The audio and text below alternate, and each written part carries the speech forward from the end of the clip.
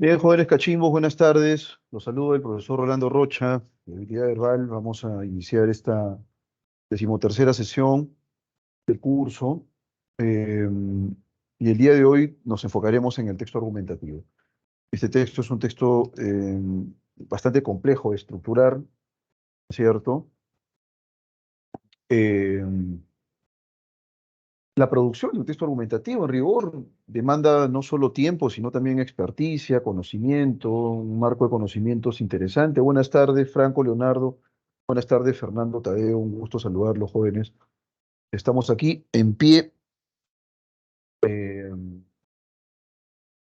y vamos a enfrentarnos pues a lo que se viene en breve con la mejor solvencia y consistencia, pues a lo largo de estas 13 semanas hemos hecho nuestro trabajo, ¿sí? Ustedes y yo, ¿eh? Entonces, me parece que no va a haber ningún inconveniente.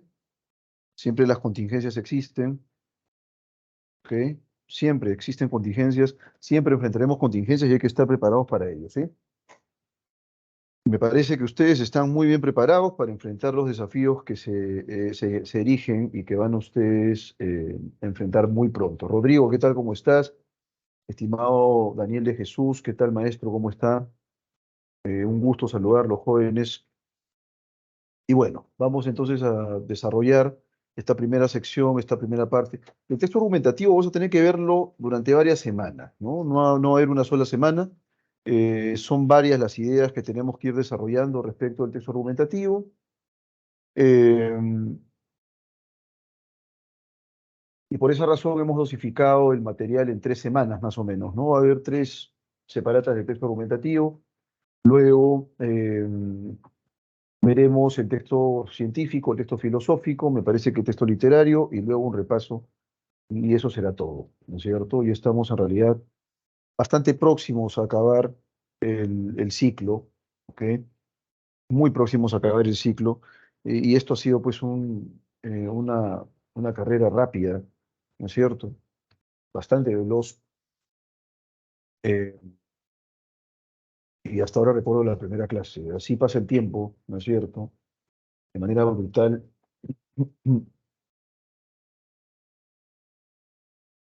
Nos mueve y nos conmueve. Muy bien, maestros. Entonces, el texto argumentativo. Vamos con las primeras ideas del texto argumentativo. Pero antes, voy a tomar mi pantallazo a rigor, lo que corresponde, ¿cierto? Estamos.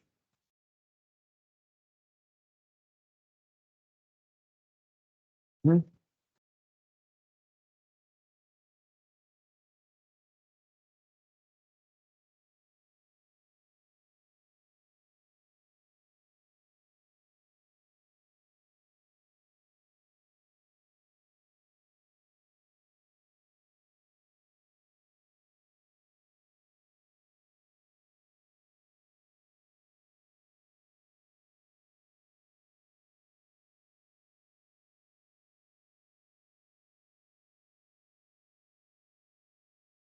Bueno,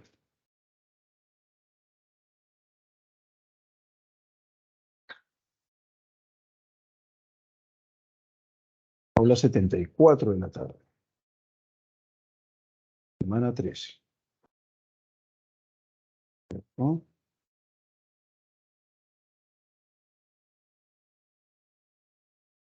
Estamos 31 de enero, nada menos.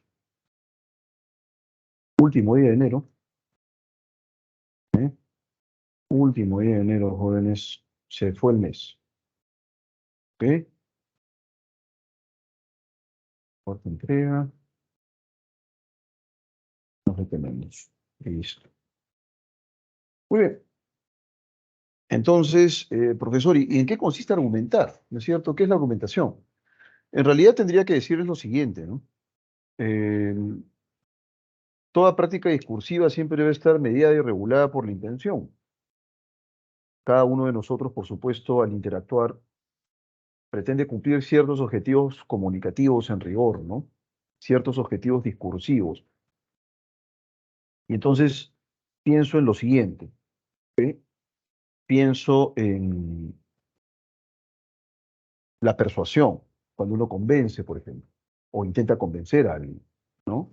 Pienso en cuando articulamos, por ejemplo, una broma, cuando articulamos un discurso de bienvenida o de despedida, ¿no es cierto? Pienso entonces en la cantidad, ¿no es cierto?, de estructuras discursivas que nosotros podemos elaborar y construir. Si tú quieres declararle tu amor a alguien, por ejemplo, vas a cumplir una función. Sería medio raro que le declares tu amor a alguien con insultos, ¿no? No va a funcionar posiblemente eso y la persona va a salir espantada, ¿no es cierto? Y de la misma manera, en el caso de una entrevista de trabajo, en la entrevista de trabajo quieres convencer, ¿no es cierto? En la entrevista de trabajo quieres, eh, digamos, estructurar un discurso que le permita a quienes se están entrevistando reconocer que en efecto tienes pues un potencial enorme, mucho talento, eres un profesional a carta cabal, y enfrentarán en algún momento ustedes, jóvenes, una entrevista de trabajo, ¿no?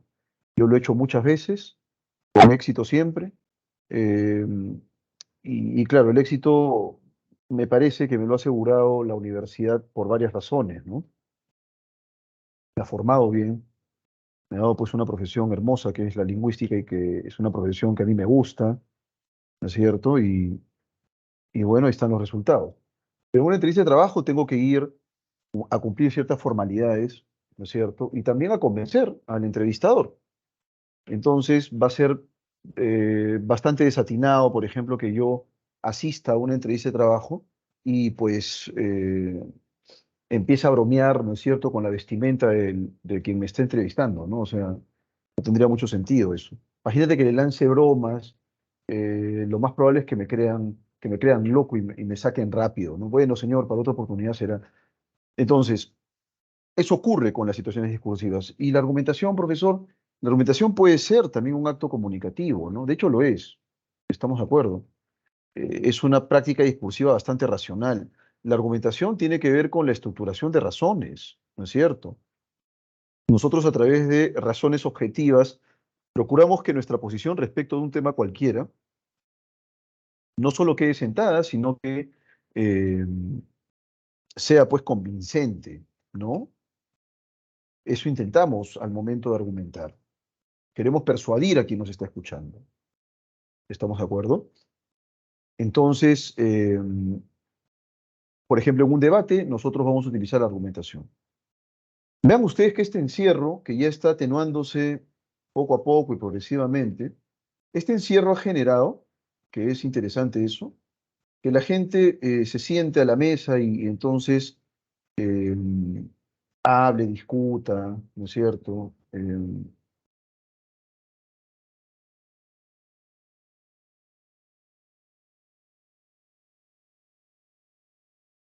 Esté mucho más al tanto de la interacción en familia, ¿no?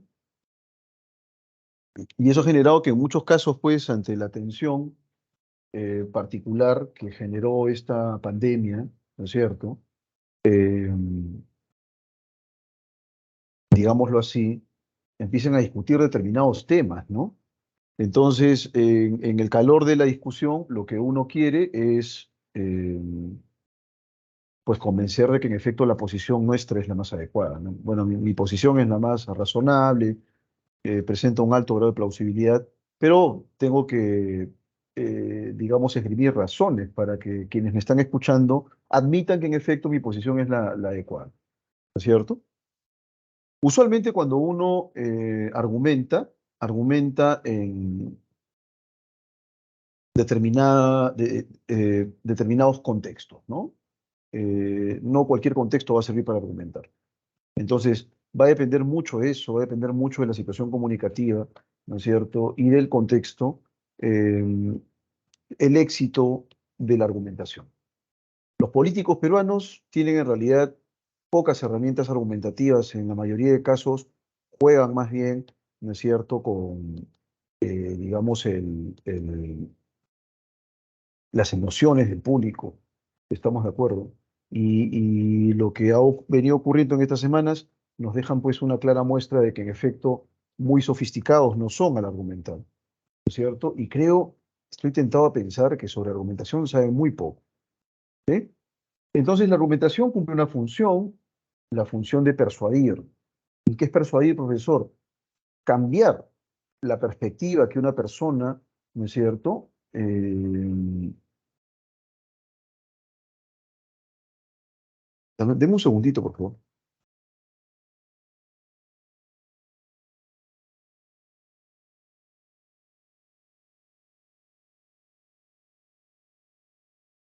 Listo.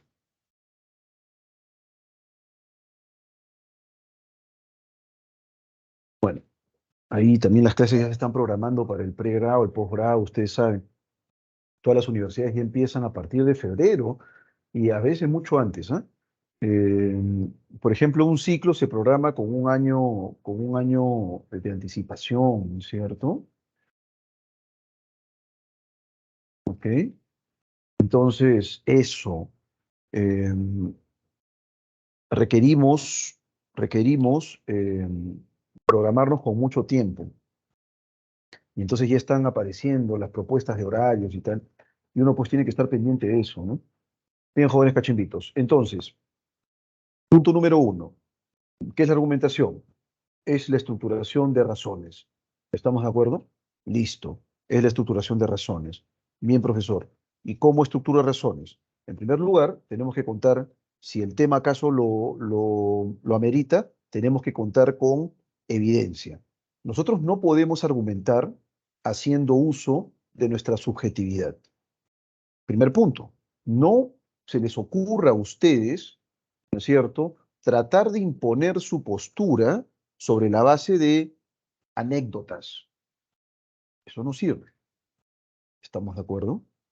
¿Cómo así, profesor? Existe una falacia muy conocida en el ámbito de la argumentación, que es la falacia de la evidencia anecdótica. Y es una falacia que por alguna razón nos empuja mucho a todos nosotros y también somos muy proclives a utilizarla. ¿Me puede dar un ejemplo, profesor, de esa falacia? Con todo gusto. Por ejemplo, la falacia de la evidencia anecdótica, ustedes la notan en el siguiente caso, ¿no? Eh, Oye, ¿sabes qué? Yo en realidad creo que la gente no debería vacunarse. ¿Por qué no? Porque las vacunas matan. La gente en realidad nos quiere controlar con las vacunas. Esa es una conocidísima teoría, ¿no es cierto?, de la conspiración. Una muy conocida teoría de la conspiración. Entonces, que las vacunas matan, que te causan autismo, incluso un impresentable como Donald Trump pensaba que las vacunas eran pues negativas para la salud humana. Entonces, hablaba él de control, ¿no? A través de vacunas, una tontería. Entonces, bueno, imagínate que yo pienso eso. Oye, ¿sabes qué? Las vacunas en realidad deberían ser opcionales. Imagínense esa manera tan absurda y peligrosa de pensar. Entonces uno le pregunta, ¿y por qué razón crees tú que las vacunas deben ser opcionales? No, ni hablar, las vacunas son muy peligrosas, ¿eh? Muy peligrosas. Además, no son necesarias. Hace varios años, no recuerdo, que a mí me pusieron 3 vacunas nada más. Ahora te ponen como 10, 20 vacunas, le exigen a los padres que vayan vacunando. Eso es porque nos quieren controlar. Existe una fuerza externa que nos quiere controlar. ¿Así? Sí. Yo no estoy tan convencido de eso. Yo en realidad creo que las vacunas son necesarias para poder salvaguardar la salud de nuestras criaturas, ¿no? No, no, no, no, eso es lo que nos quieren hacer creer. Y entonces, imagínate que mi interlocutor me dice, ¿no? Oye, Rolando, pero ¿qué prueba tienes tú de que eso es cierto? Y ahí viene la evidencia anecdótica, justamente. Mira, hace poco un vecino vacunó a su hijo y su hijo se murió. Sí, sí, se murió su hijo. La vacuna lo mató.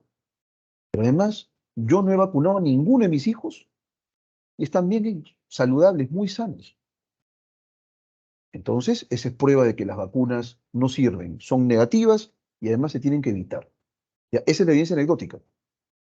¿Cómo es eso, profesor? O sea, tú recurres a lo que has visto en la calle, a lo que le ha pasado a tu familia, a lo que le ha pasado a tu amigo, a tu chochera, a tu hijo.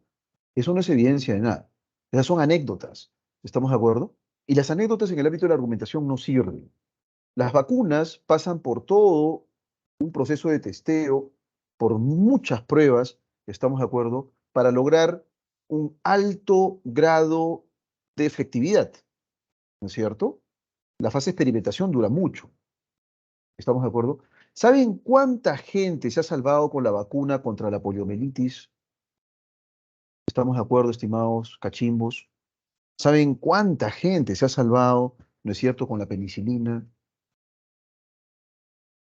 Ni hablar, ahora pensar, ustedes saben que el sarampión era una enfermedad erradicada. Por erradicada me refiero a que gracias a la vacunación, esa enfermedad, ojo, hasta hace unos 5 años, 6 años, se había erradicado la sarampión. Pero ahora nuevamente está habiendo brotes. ¿Y por qué? Porque la gente no quiere vacunar a sus hijos. ¿Estamos de acuerdo? Por esta absurda teoría de la conspiración. Yo recuerdo mucho, a propósito de lo anecdótico, que un amigo mío, cuando empieza esta migración de venezolanos a Perú, él estaba muy incómodo con la cantidad de venezolanos que, dentro de su perspectiva o de su experiencia cotidiana, ¿no es cierto?, ingresaban a Perú, ¿ok? Y entonces él decía, no, que los venezolanos, y eso me acuerdo que me lo dijeron también en la pre, me lo dijeron en la pre un par de veces, los mismos cachimbitos, a propósito del texto argumentativo. Y entonces mi amigo me decía él muy molesto, ¿no? No ocultaba su enojo. Me decía, no, los venezolanos nos están quitando el trabajo. Miren esa afirmación, ¿ah? Los venezolanos nos quitan el trabajo. Ya. Si tú realmente quieres que yo crea algo así, debes contar pues con evidencia mínima al respecto. ¿Ok? Entonces yo le decía a él, pero ¿qué prueba tienes tú de que los venezolanos están quitándote el trabajo? Le digo, o nos están quitando el trabajo. No, mira que yo ahora que voy a la panadería, en la panadería encontraba un peruano, ahora encuentro un venezolano. Y si voy al mercado, en el mercado, mi casera el pollo ya tiene un venezolano allí. Y me voy a la que vende frutas y al verdulero, y exactamente lo mismo. Puro venezolano. O sea, los venezolanos nos están quitando el trabajo. Y entonces yo, y ojo, no estaba hablando con cualquier persona, estaba hablando con una persona con formación universitaria, una persona que ya había acabado la universidad. Y entonces yo le decía a él, ¿y tú crees o sospechas o barruntas que yo voy a creer que los venezolanos están quitando el trabajo porque en la panadería de tu casa ahora hay un venezolano trabajando?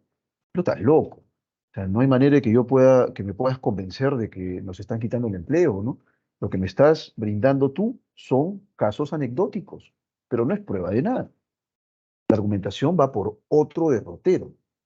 Si queremos argumentar, tenemos que esgrimir razones, y existe, por supuesto, una práctica lógica al respecto. ¿Ok? Así que la argumentación no se trata simplemente de convencer a alguien sobre la base de astucias, sobre la base de argucias, sobre la base de mañas. Eso no es argumentar. Los políticos son muy buenos utilizando la retórica, ¿ok? Y esa práctica retórica efectivamente puede convencerte, eso es indudable. La práctica retórica puede mover emociones, puede granjearse votos, y básicamente el político en muchos casos te está engañando. ¿Estamos de acuerdo? Está engañándote simplemente. Y nosotros somos bastante proclives a eso. ¿Ok? Para evitar justamente ser timados, para evitar ser estafados, hay que saber un poco argumentación. Y esta también es un poco la intención de estas 3 semanas. ¿Sí? Me pregunto si hasta aquí está todo claro. ¿Hasta aquí está todo claro? Bueno, pues aún así he visto personas que utilizan varios tipos de falacias para tratar de argumentar. Sí, eso es indudable, maestro. Claro que sí. Muchas personas utilizan falacias en la argumentación. ¿Estamos de acuerdo? Eh, y el asunto aquí es el siguiente. Para la persona que no esté entrenada en el ámbito de la argumentación, el uso de falacias va a ser algo natural y es más, va a considerarlo pues un argumento válido. Para la persona entrenada, las falacias más bien van a ser trampas, cuestionables, ¿no es cierto? Recursos bastante deleznables. Y imagínate tú que un académico utilice falacias en la defensa de su tesis. Ni hablar, va a quedar muy mal. todo va a depender del contexto, ¿ok? Todo va a depender del contexto. Ya lo decía Arthur Schopenhauer, este genial filósofo, en un libro que también es genial y que lo puedes paladear, que se llama El arte de tener razón. Arthur Schopenhauer, sin afeites, decía lo siguiente, ¿no? Bueno, el objetivo fundamental en una discusión, en un debate, no es la búsqueda de la verdad. Ya, a mí no me vengas con esos cuentos. Eso está bien para los griegos y que, oh, por Zeus y tal. El objetivo de una discusión es ganar la discusión, ¿ok? A mí no me engañas. Y dado que el objetivo de una discusión es ganar la discusión, te voy a enseñar cómo ganar una discusión. Yo recuerdo mucho una de las falacias que era la falacia ad auditores, así se llamaba, ¿no? Él proponía esa falacia. Y él decía, esta falacia, como la mayoría de falacias, las tienes que utilizar en casos en los cuales el público que te está escuchando no es especialista en el tema, ¿ok? Y con esta falacia, con total seguridad, vas a granjearte el favor del público. Pero ojo, el público tiene que ser un público bisoño, un público pues no enterado de lo que se está discutiendo, y con esta falacia te aseguro que vas a ganar. ¿No es cierto? Muchos políticos de hecho utilizan esta falacia de auditores. Entonces, es indudable que en el ámbito de la discusión, en el ámbito de los debates, muchas personas utilicen falsos argumentos. Sí, eso es indudable. Pero eso no quiere decir que el uso de falacias sea pues correcto. Para detectar una falacia hay que estar enterados, hay que estar entrenados, ¿no es cierto? Y, por supuesto, si en el ámbito académico una persona se atreve a utilizar una falacia en la discusión, bueno, va a quedar muy mal parada porque rápidamente uno puede desmontar, ¿no es cierto?, el discurso que está estructurando para defender su posición y rápidamente va pues a hacerlo caer en ridículo, ¿no? Señalándole en efecto que eh, ahí no hay nada de argumentación, sino más bien hay una falacia. Hay un conocidísimo video, ¿no es cierto?, de un experto en religiones llamado Reza Aslan, ¿no? Es estadounidense él, y que tiene un libro sobre Jesús muy, muy bueno. Y recuerdo que él lo entrevistaron en CNN en inglés, ¿no? La CNN original. Entonces, ese video está en YouTube, no tiene pierde. Cómo él se bate pues con estos periodistas tontuelos, porque creo que era CNN o BBC, no recuerdo bien, CNN era. Entonces, en este video que no tiene pierde, él con mucha calma y hasta con una sonrisa que no se le apagó nunca, eh, va señalándoles a los periodistas que están equivocadísimos acerca del Islam. Lo que se está discutiendo era el Islam. Lo que los periodistas proponían era que el Islam era una religión violenta, ¿no? Y lo que él negaba era más bien que el Islam sea una religión violenta. Como él mismo lo decía, y lo recuerdo muy bien, ninguna religión es buena o mala. Ninguna religión es violenta en sí misma, ¿no es cierto? Hay solamente un marco de ideas, hay un marco de creencias. Las ideas en sí mismas no son ni buenas ni malas, ni violentas o pacíficas. Son las personas que practican la religión, ¿no es cierto?, las que van a actuar de manera violenta, pero no es la religión en sí misma. Y bueno, él utiliza una serie de argumentos y también desmonta muchas falacias, ¿ok? Entonces es indudable, en efecto, que las falacias se utilicen. Eso no significa que las falacias sean un muy buen recurso argumentativo, pero sin duda, ¿no es cierto?, se utilizan, se suelen utilizar. ¿Ok? Bueno, si no hay ninguna pregunta al respecto, seguimos. ¿Sí? No estoy seguro qué tan cotidiana puede ser la práctica argumentativa, ¿no es cierto? Eh, no estoy seguro. No estoy seguro qué tan diaria o frecuente puede ser la argumentación. Yo en realidad estoy tentado a pensar que la argumentación es más infrecuente hoy en día. La gente está más dada a buscar evidencia en redes sociales, por ejemplo. La gente está o es más proclive a creer en el Facebook o a creer en el YouTube. Y creo que en rigor no estoy seguro si la argumentación se pueda sostener sobre la base de lo siguiente, ¿no? Sí entiendo que, por supuesto, nosotros tomamos una decisión y esa decisión va empujada pues por un objetivo que cumplir, ¿no es cierto? Entonces, en términos latos o en términos extensos, podríamos decir efectivamente que eh, al momento de decirle a alguien, oye, ¿por qué vas a salir ahorita? Bueno, porque en realidad tengo que ir a comprar y además tengo que tramitar un documento, tengo que legalizarlo. Bueno, esa es una razón, pero estrictamente ahí no estoy argumentando. ¿Estamos de acuerdo? No es estrictamente esa la argumentación. En consecuencia, hay que tener mucho cuidado en el sentido lato del término argumentación y el sentido más bien especializado de la argumentación. Yo en realidad creo que la argumentación ahora, en nuestros tiempos, eh, se ha perdido mucho. Creo que la gente no quiere argumentar por alguna razón. Por ahí tengo algunos contactos bastante irracionales en Facebook, ¿no es cierto? Y estos contactos irracionales no buscan razones, no les interesa la evidencia, desprecian la evidencia más bien. Ellos hacen todo lo posible por poder sostener sus prejuicios y también sus falsas creencias. Cuando una persona acuna, atesora una creencia y no la quiere dejar escapar, entonces, ¿qué es lo que va a ocurrir en ese caso? Lo que va a ocurrir en ese caso es que va a anular cualquier posibilidad, ¿no es cierto?, que le permita obtener razones. Cualquier posibilidad. ¿Estamos de acuerdo? Entonces, eh,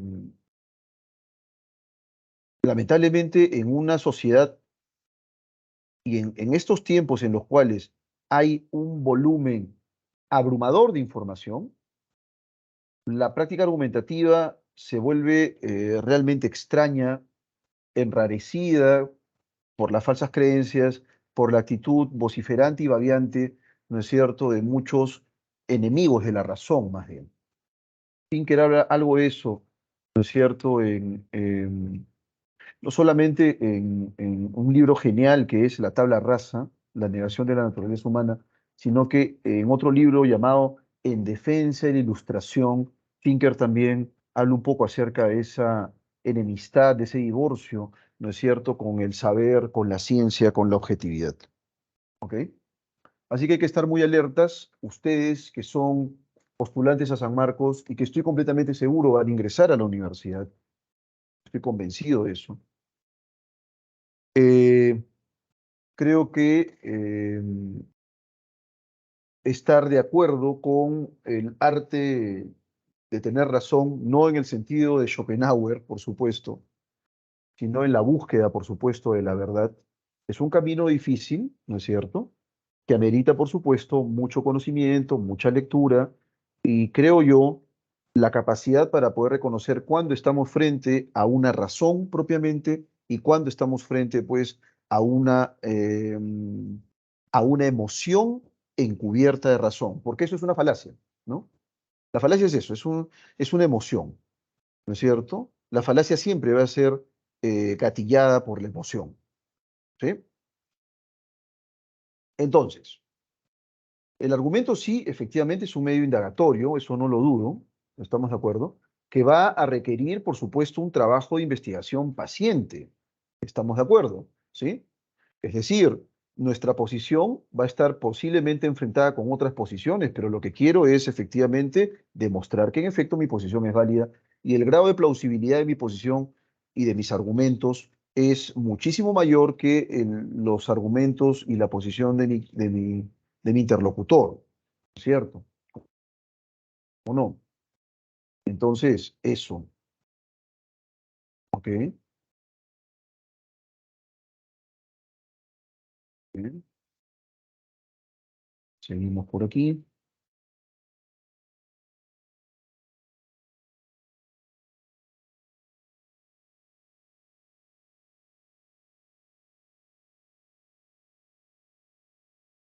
Vamos a establecer una tipología de argumentos muy puntual, ¿no es cierto? Una tipología de argumentos muy básica, ¿ok? Em,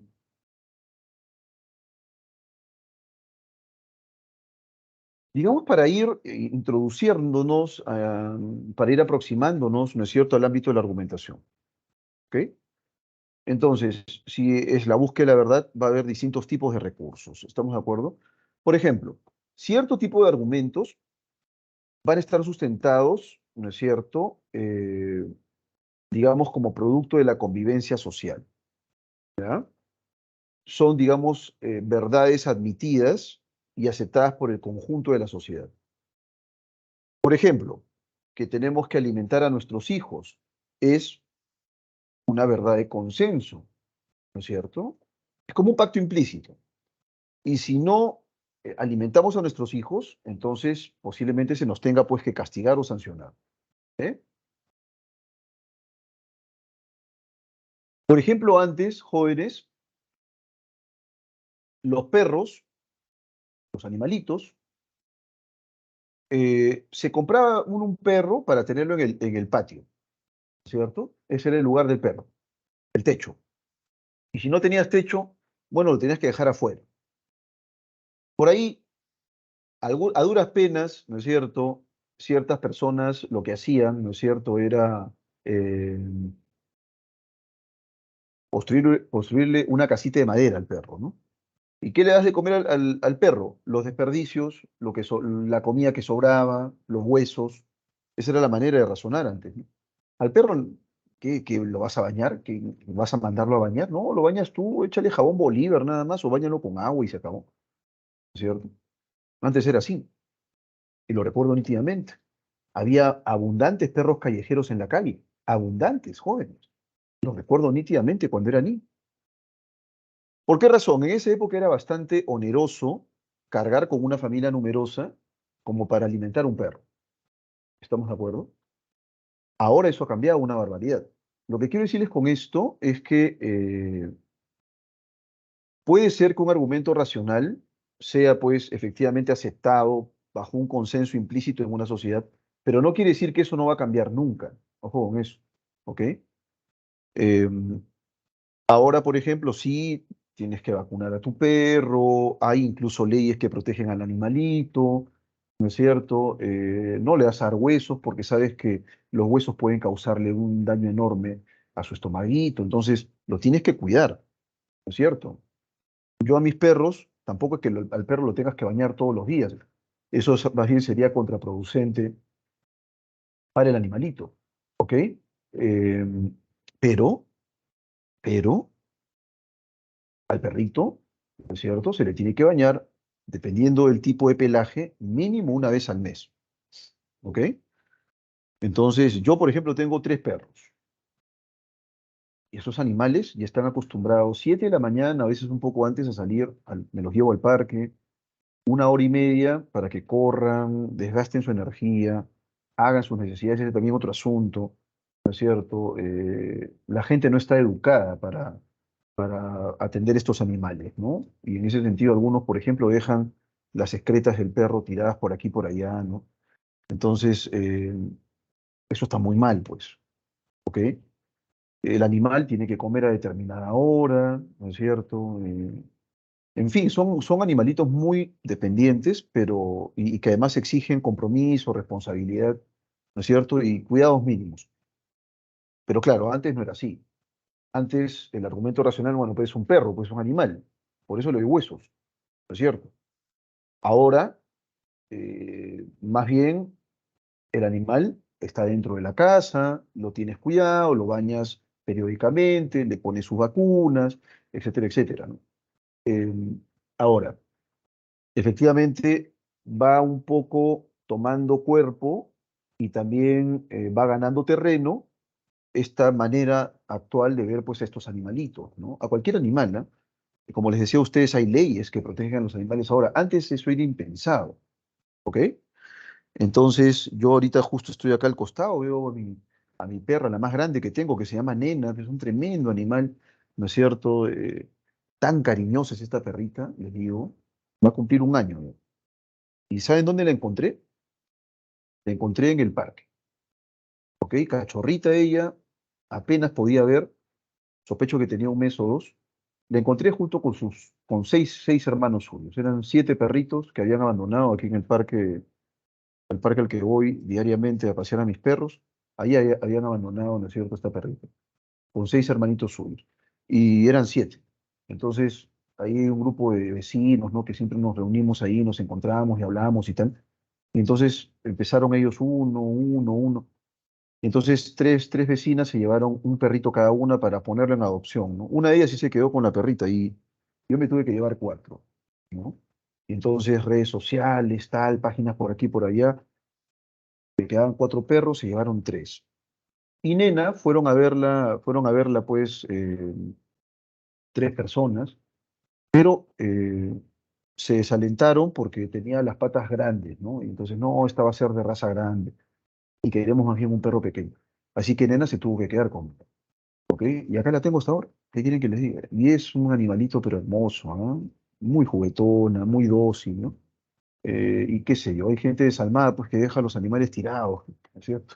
No es cierto, ahora eso ha cambiado. Lo que quiero decirles con esto es que los argumentos racionales, que son estos argumentos que se sustentan en verdades consensuadas, ¿no es cierto?, en sociedad, no es que sean pues, eh, ¿cómo decirlo? No es que sean aceptadas de aquí a la eternidad, ¿no? Puede ser que muchas veces se cuestionen.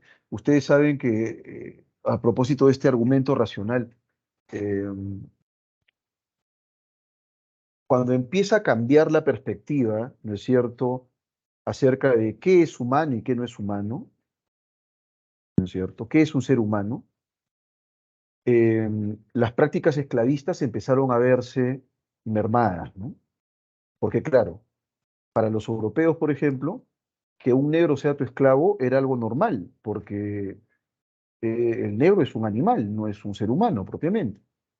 Y más bien yo, que soy esclavista, le doy pues un techo, le doy comida, no puede comer conmigo de ninguna manera, pero yo lo protejo como si fuera un animalito, ¿no?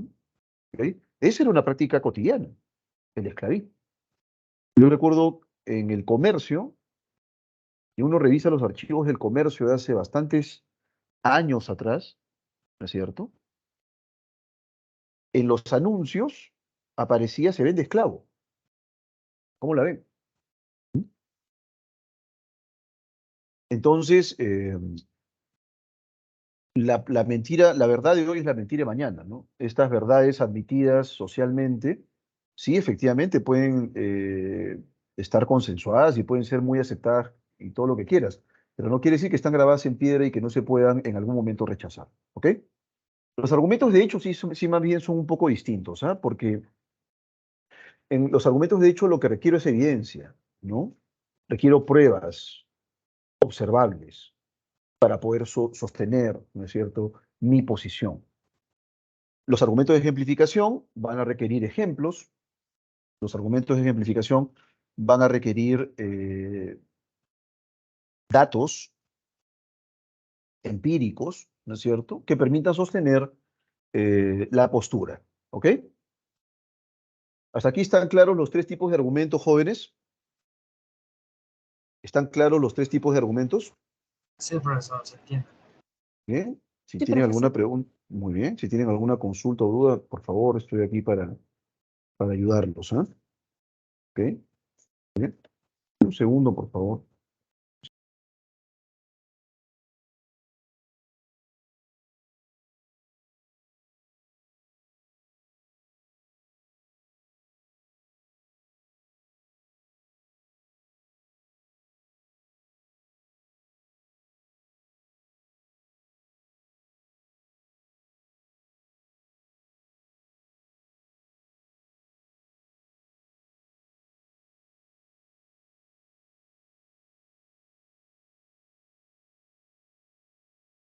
Muy bien.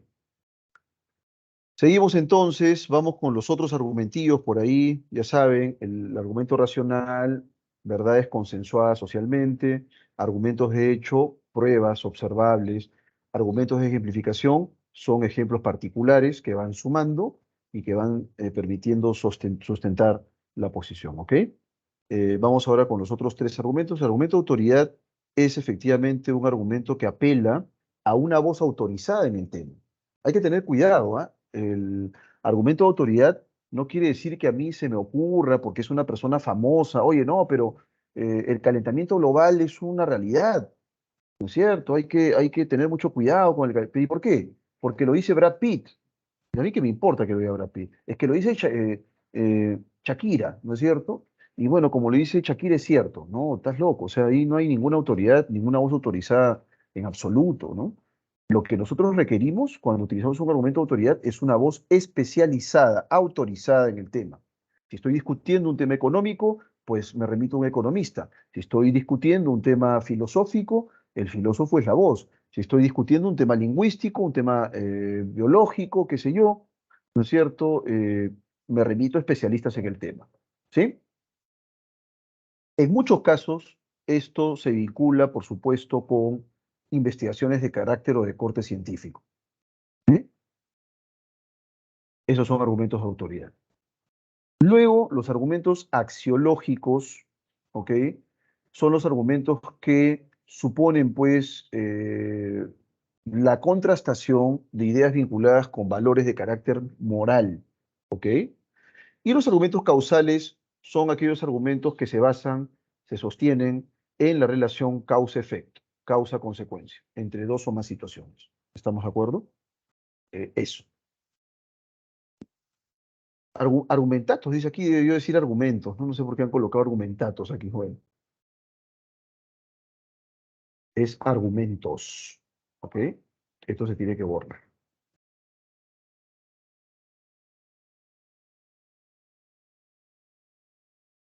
¿Listo? Ya está. Vamos ahora con la diferencia entre textos expositivos. Esta es una diferencia básica, les digo, ¿ah? No es que tenga que ser tomada pues a pie de juntillas, ¿no? Yo en realidad no creo, y quiero decir que el hecho de que el texto expositivo efectivamente proponga de una manera objetiva datos o hechos, no significa que el texto argumentativo no sea objetivo. ¿Estamos de acuerdo? No, todo lo contrario, ¿no? Los dos textos deberían ser objetivos. Más bien en los tiempos actuales de la posverdad, en los que se relativiza todo y nada es cierto y todo lo es, ¿no es cierto? Yo estoy bastante inclinado a afirmar que los textos expositivos no cumplen una función cabal que es la función de informar, ¿no? Me parece. Y se los digo por lo que viene ocurriendo actualmente. Los medios de prensa son medios de prensa que en rigor deberían utilizar la exposición justamente para informar. Pero yo no creo que eso ocurra, ¿no? Los periodistas son lacayos serviles, ¿no es cierto?, de grupos de poder a los que se deben, por supuesto, por dinero. Y en ese sentido, no hay pues una independencia cabal, y lo que genera eso es que los periodistas no informen, sino desinformen más bien. Eso es lo que yo noto. Pero en rigor, en abstracto, el texto positivo efectivamente debe informar, ¿no? Debe desarrollar hechos objetivos, de manera objetiva, por supuesto. En el caso del texto argumentativo, más bien, el texto argumentativo supone la defensa de ideas, ¿ok? La defensa de ideas. El tipo de lenguaje que utilizas en el texto positivo es texto claro, no tiene que ser pues un desarrollo conceptual, ni mucho menos. En la exposición tenemos que tratar de aclarar el panorama, un texto que sea pues bastante claro y directo, ¿no? En el caso del texto argumentativo, vamos a utilizar verbos que expresan efectivamente sustento, más que opinión, ¿no? Fundamento. Una opinión no es un argumento, Juan. Ojo con eso. Todos los días yo escucho que la gente opina cualquier barbaridad sobre cualquier tema. No necesariamente eso va a ser un argumento en rigor, ¿no?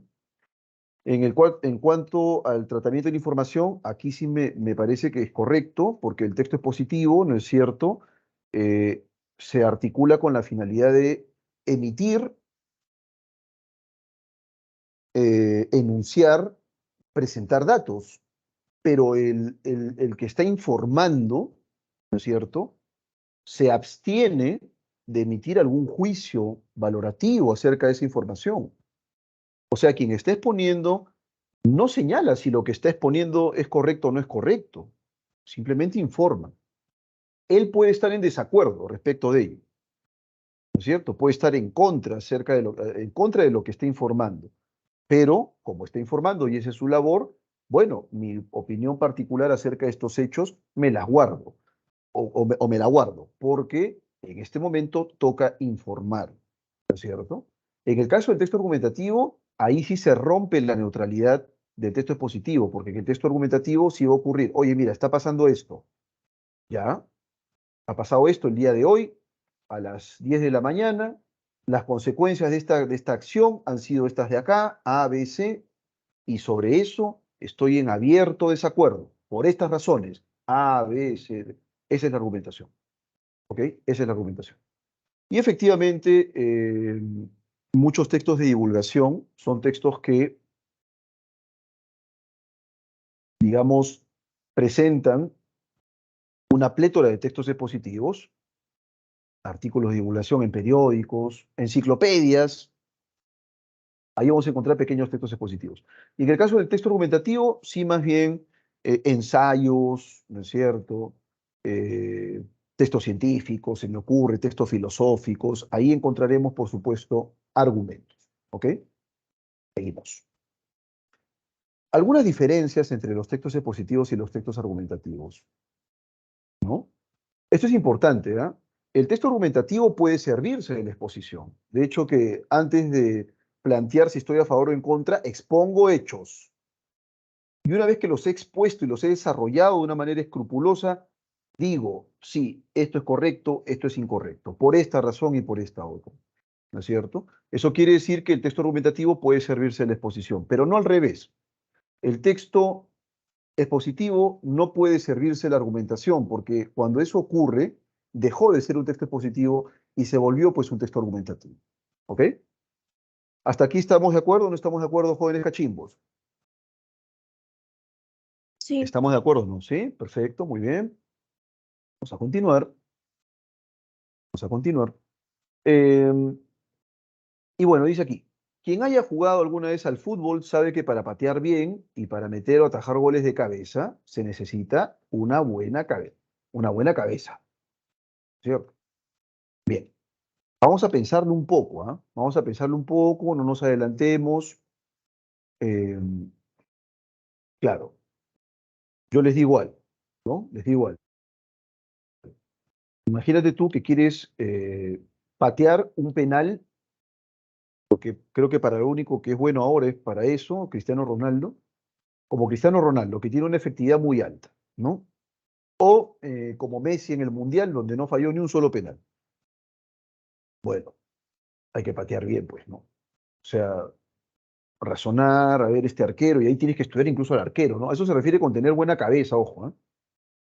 Si tú quieres anotar un gol, va a ocurrir exactamente lo mismo. A mí, de verdad que me pareció un gol soñado en el sentido de la articulación de la jugada. Para los que han visto ese gol, ¿ah? Eh, el segundo gol de Argentina en la final del Mundial, ¿no? Qué hermoso gol, ¿ah? Desde el arco, le cae la pelota a Messi, Messi muy inteligente él, la pasa al costado, el del costado se la pasa a McAllister, McAllister se la pasa a Di María y Di María ejecuta de manera impecable esa patada y tremendo gol, es una jugada que está muy buena. Pero me encantó, ¿no es cierto?, el gol de Di María, porque incluso lo hizo con repique, ¿no? Es bastante peligroso hacerlo. Y la cruzó. ¿Y por qué la cruzó? Ellos tienen una razón. O sea, cuando tú le preguntas a un futbolista que profesional, él no te va a decir, no, es que, no sé, lo sentí así.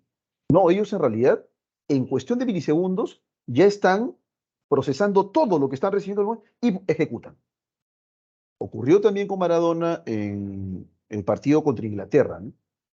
Él desde la media cancha, incluso mucho antes, empieza a descontar rivales hasta que llega al área, y en el área estaba entre pasársela a Valdano o amagar, ¿no es cierto?, al arquero y patear él.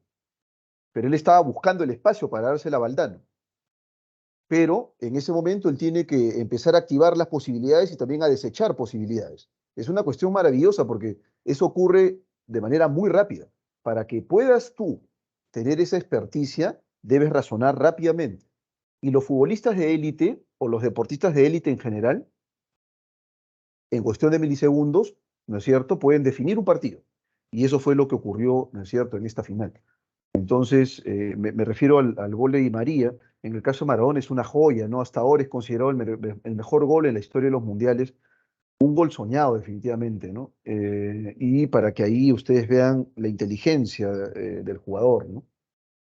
Entonces, sí es cierto, pues, que para poder definir de esa manera, yo no podría definir de esa manera, ¿no? A mí me la pasan, lo más probable es que yo pare el balón y se me escurre el balón por ahí, ¿eh? Denme un segundo, por favor.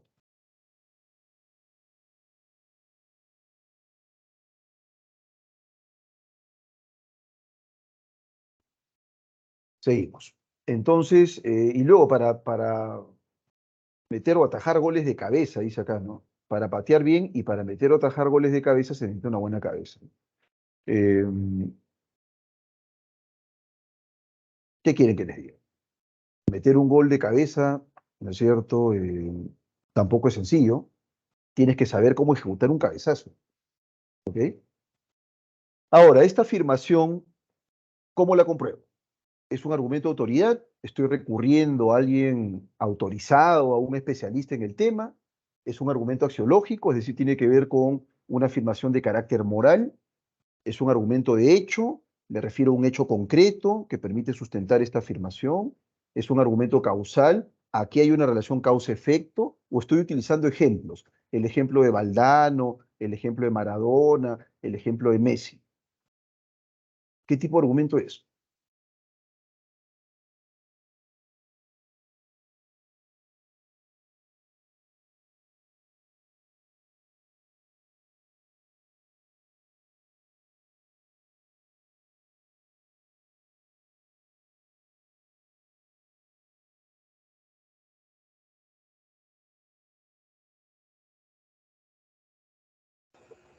Profesor, Sí, creo que estoy entre el argumento de hecho y argumento de ejemplificación. ya, muy bien. ¿Sabes por qué no puede ser argumento de ejemplificación, estimado? Me parece que está muy bien tu observación. Me parece que está muy bien tu observación. Y voy a pasar a explicar, ¿no es cierto, estimado Daniel, por qué no puede ser de ejemplificación? Si nosotros queremos argumentar, tenemos que colocar un ejemplo concreto. Concreto tiene que ser. Por ejemplo, sería ejemplificación si acá coloco, así el gol de Cristiano Ronaldo a, no sé, al Chelsea en la Champions League es el mejor ejemplo, ¿no es cierto?, de una ejecución de cabeza impecable. Ya, pero ahí estoy colocando el ejemplo. Aquí no hay ningún ejemplo. Y por esa razón no es ejemplificación, pero sí es un argumento de hecho, ¿no es cierto? O sea, solamente una persona que ejecute bien puede ejecutar o puede anotar un gol. ¿Ok? Entonces, la respuesta es argumento de hecho. ¿Sí? Vamos ahora con esta segunda actividad. Sabemos que actualmente existen personas que niegan y aborrecen la verdad. A saber, están los postmodernos, quienes fingen pensar cuando de hecho no hacen sino patear palabras y formar oraciones que carecen de sentido.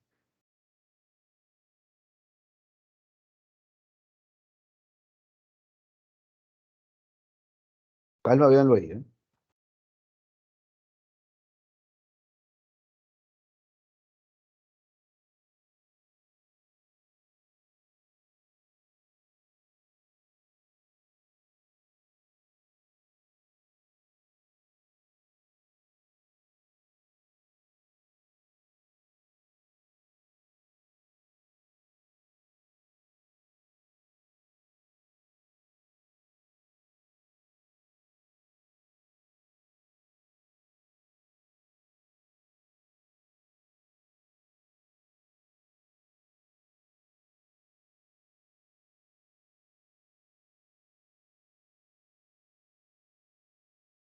A ver, vayan pensándolo, por favor.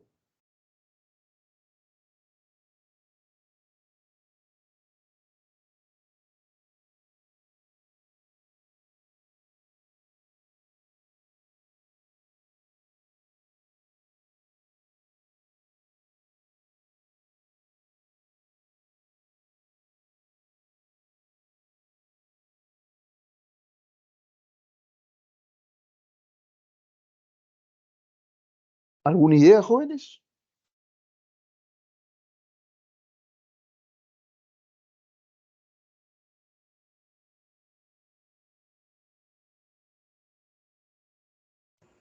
Profesor, el argumento de ejemplificación, creo. Claro, claro, claro, pues maestro, muy bien, estimado, muy bien.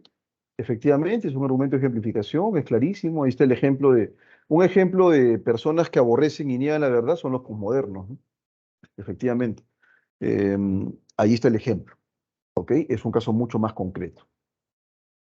Vamos ahora con los textos en inglés. Hay un par de ejemplitos por aquí que nos van a servir para poder afinar un poco el panorama, ¿no? Dice aquí lo siguiente, ¿ok?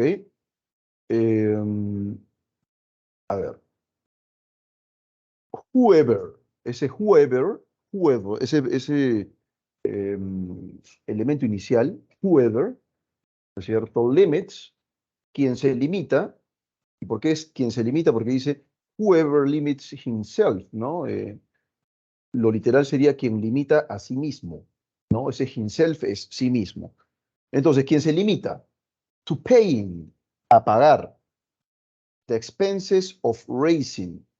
¿Qué cosa es expenses? Gastos, raising, ¿no es cierto? Crianza, ¿ok? His children, es de sus hijos, ¿ok? But, pero, does not, no, play with them, juegue con ellos, or teach them, o les enseñe, something every day, algo todos los días, or stay awake for them, ni se desvele por ellos, will do them enormous damage. Les hará un daño enorme. ¿Ok? Voy a hacerlo así de rápido y luego vamos a desentrañar eso poco a poco. There is no, o sea, no hay. Worst tragedy, peor tragedia, for a human being, para un ser humano, that not feeling protected, que no sentirse protegido, or loved, o amado, by their parents, por sus padres. Bueno, yo estoy de acuerdo con eso, les digo, ¿eh? El papá no es un banco, ¿ok? Los padres no son bancos, pero imaginemos por un momento esto, ¿no? O sea, yo como padre efectivamente tengo que romperme el alma para mantener a mis hijos. ¿Estamos de acuerdo? Indudablemente. Pero eso no es suficiente, pues. Mis hijos necesitan hablar y lo han necesitado desde que son niños. Y yo recuerdo cuando me venía el trabajo, era más joven entonces, ¿eh? Me venía el trabajo cansado y mi hijo mayor, que ahora ya tiene 20 años, ha pasado el tiempo volando, estaba muy pequeñito él, y entonces yo lo acostaba mientras él iba viendo televisión y él iba haciéndome preguntas, ¿no? Yo estaba que me moría de sueño, jóvenes, les digo, pero sentía que ahí tenía pues un imperativo con mi criatura, ¿no? Porque él estaba muy a la expectativa de lo que pudiera responderle yo. Así que estaba que me caía, pero le respondía, hasta que mi hijito se dormía, ¿no? Y la misma pregunta me la hacía 1000 veces, lo recuerdo nítidamente, ¿no? Y 1000 veces se la respondía, porque creo que el papá no es solamente el que paga las cuentas, ¿no? El que le compra algo caro al hijo. Eso no es papá, eso lo puede ser cualquier payaso, ¿no? El papá es aquel que se compromete espiritualmente también con su criatura, emocionalmente con su criatura, ¿no? Y es capaz de amarrarse la lengua, es capaz de frenar su impaciencia, ¿no es cierto? A fin de dedicarse a ese pequeño que tantas expectativas tiene con uno, ¿no? No quiere decir que eso lo hagas siempre al 1000%. Algunas veces efectivamente la frustración se te va encima y entonces tal vez le hablas mal, pero tienes que ser capaz de reconocer que le estás fregando, pues, ¿no es cierto? Y ganarte la confianza de esa criatura que tantas expectativas tiene contigo. Yo a mis hijos los adoro, les digo, ¿no? Y si algo he aprendido siendo padre es que más allá de un regalo, las criaturas necesitan esto que se señala aquí, ¿no? Enseñarles algo todos los días ¿no es cierto? Jugar con ellos. Qué importante es el juego con las criaturas, chicos. Qué importante es. Puede ser que no tengas un sol en el bolsillo, ¿ah? Me ha pasado cuando era más joven, ¿no? Pero basta con que esa criatura ría, imagine contigo que están jugando a las guerritas, que hay un monstruo por ahí persiguiéndolos a los dos, ¿no es cierto? Y termina empachado, ¿no es cierto?, de contento, cuando empachas a tu hijo de contento, olvida. Eso, la criatura no lo olvida. ¿Estamos de acuerdo?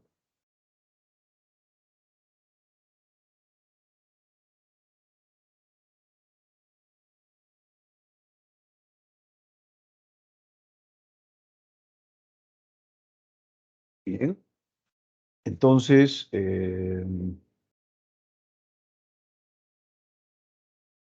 esto es importantísimo, pues jóvenes, ¿no? Y entonces yo sí estoy de acuerdo con esto que se señala aquí, ¿no es cierto? Permanecer, pues, despierto con ellos, ¿no?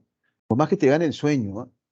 Ya les digo, o sea, sí entiendo, pues, que se tiene que trabajar y todo lo demás, ¿no? Pero si la excusa para mantener a tu hijo siempre postergado, porque esa es una excusa tonta, les digo, ¿ah? No es que tengo que trabajar. Y así es tu excusa, ¿para qué diablos tienes hijos? ¿Para qué te metes a tener hijos? Si no vas a pasar el suficiente tiempo con ellos. Yo recuerdo mucho cuando ocurrió esta matanza en Columbine, ahí en Estados Unidos, que un par de adolescentes perturbados ingresaron al colegio y con fusiles de alto alcance, ¿no? Empezaron a meter, mataron mucha gente y luego se suicidaron. Empezaron a buscar culpables, que es lo que suele ocurrir cuando no previenes nada, ¿no es cierto? Cuando piensas que la luna es de queso. Y empezaron a buscar culpables y el culpable era el rock, ¿no es cierto? Sí, que la película Matrix, ¿no? Han visto, a ellos les gustaba la película Matrix, esa es la culpable de que dices, miren esa estupidez, ¿no? Lo otro era no, el culpable es Marilyn Manson, esa música de porquería, ¿no? Que los tiene estos jóvenes trastornados ahora, carente de valores, ¿no? Y le echaron la culpa a Marilyn Manson, ¿no? Otra estupidez, ¿no es cierto? Entonces yo recuerdo que lo entrevistan a Marilyn Manson, cuya música en esa época a mí no me gustaba, pero ni un poco, les digo, ¿ah? Ahora que por ahí me gusta alguna que otra, ¿no? Tampoco no es que sea pues un artista, uno de mis artistas favoritos, ¿ah? Y entonces recuerdo que le preguntaron a él, oye, ¿y tú em, qué les dirías a los jóvenes estadounidenses de ahora, a propósito de lo que ha ocurrido pues en Columbine, esta masacre, ¿no? Tan penosa? Y él, me parece que lo dijo, o sea, un rockero, ¿no? Con sus fachas ahí, el ojo de un color, el otro color y qué sé yo. A los jóvenes no les diría nada, los escucharía más bien, dijo él. Y me pareció una respuesta genial, porque en efecto, y ojo, te estoy hablando de la década del 90, ¿eh? Lo que menos se hace ahora es escuchar a los jóvenes, ¿no es cierto? Bajo el pretexto de que no, tengo trabajo, no, no, ya otro día, y así otro día, y tu hijo ya tiene 20 años, ¿no es cierto? Y no te cuenta nada, pues, y luego, ¿qué cosa he hecho yo para merecer esto? Yo he trabajado, sí, pero no has hecho lo suficiente, pues. Un ser humano no es solamente regalos o plata, ¿ok? Así de concreto. Y saben una cosa, la experiencia me dice que en muchos casos basta con media hora nada más, jóvenes, media hora de prestarle atención a tu criatura y él se va contento a seguir soñando, ¿ok? Media hora, ¿no es cierto? O sea, la gente ahora invierte horas en las redes sociales y no vas a tener media hora para tu criatura. Esa es una excusa tonta. Por eso lo digo siempre. No me digas como el floro del trabajo. Yo también trabajo. No, pero no, es que nada. Si esa es tu manera de razonar, no hubieras tenido hijos, pues. Así de concreto. La criatura amerita dedicación. Y efectivamente, como lo dice aquí el texto, quien se limita a pagar los gastos, ¿no es cierto?, de crianza de su hijo, pero no juega con él. But does not play with them, pero no juega con él. Or teach them something every day. O le enseña algo, ¿no es cierto? Les enseña algo todos los días. ¿Estamos de acuerdo? Or stay awake, o permanezca en vigilia, permanezca despierto por ellos, ¿cierto? Will do them enormous damage. Les hará un daño enorme. Esa es la verdad. ¿Ok? Esa es la verdad. Les hará un enorme daño. There is, no hay, no existe, worse tragedy, peor tragedia, for a human being, para un ser humano, than que not feeling protected, no sentirse protegidos, or loved, o amados, by their parents, por sus padres. Yo estoy de acuerdo con eso, ¿no es cierto? Y de manera imperfecta porque soy un ser humano, pero yo aplico esto. No sé quién ha hecho este texto, les digo, pero completamente de acuerdo con él. A ver, ¿qué tipo de argumento es el que vemos aquí? ¿Argumento racional? Es un argumento racional, maestro. ¿Cómo no? Es un argumento racional. Y ¿sabes qué, estimado? Me da mucho gusto que lo digas por una razón, ¿ah? Tú sabes que antes el papá era, alguna vez me acuerdo que lo conversé con mi primo, ¿no? Porque ambos somos papás así bien querendones, ¿no? No somos de los que vamos a un lugar, ya anda a jugar y te quedas ahí parado como un guachimán, ¿no? Sino que te involucras con el juego, con las criaturas y tal. Y me acuerdo que habíamos coincidido, él venía de Francia, periódicamente lo hace, y vino pues con su hijito, que a la sazón tenía casi la misma edad que el mío, así que se pusieron a jugar. Pero yo estaba jugando ahí con mi sobrino, con mi hijo, hasta que de pronto ya los pelados se fueron a correr por ahí, ¿no? Y me quedo conversando con mi primo y le decía yo a él, oye, sí, mira, tu hijo está grandote. ¿Eh? Sí, primo, me decía, oye, pucha, qué bien, oye, tú eres igual a mí, me decía él, en el sentido de que no sueltas para nada a tus hijos. Sí, no, no, no, yo no los suelto, le digo, porque, no sé, llámame, no sé, perturbado o lo que quieras, pero siento que cualquier cosa les puede pasar, le digo, ¿no? Entonces tengo que estar ahí permanentemente con ellos. Pero no me refiero a eso, me decía, sino el hecho de que te involucres en el juego con tu hijo, me decía él. Ah, bueno, sí, pues, porque es raro porque nosotros hemos sido criados bajo otra perspectiva de crianza, me decía él, ¿no? Y yo le decía, sí, pues tienes razón, ¿no? Nuestros viejos eran de hecho más impersonales, no era el papá duro que solamente proveía el alimento, ¿no? Y se acabó el asunto. Sí, pero ya pues le digo, o sea, el hecho de que esa haya sido la vieja usanza hace algunas décadas atrás, no significa que yo vaya a hacer lo mismo, ¿no?